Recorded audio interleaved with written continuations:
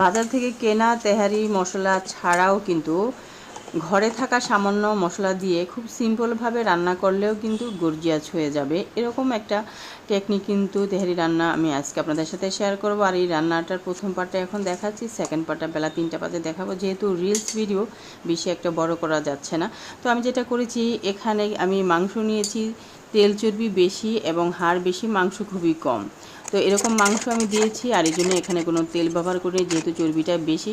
তো সমস্ত ঘরোয়া যে মশলাগুলো, বেসিক মশলাগুলো, সেগুলো দিয়ে কিছুটা পানি দিয়ে কিন্তু আমি ঢেকে সিদ্ধ করে নিয়েছি ভালোভাবে। আর এই যে সিদ্ধ করার পর এখন ঢাকনা উঠিয়ে নিয়ে এখানে বিরিয়ানির মশলা ছিল আমার ঘরে, সেটা আমি 1 চা চামচ দিয়েছি এবং নিজে বানিয়েছিলাম এখানে আমি দই। তো দইটা হচ্ছে বাজার থেকে কেনা ছাড়াও সম্ভব, আপনার বাসায় যে দই থাকবে, দুধ থাকবে সরি, তো দুধের মধ্যে একটু লেবু দিলেই সেটা কিন্তু দই হয়ে যায়। তো ওইটা দিয়েই কিন্তু করা যাবে। তো সেই দইটা আমি দিয়েছি এবং মিষ্টি দই কিছু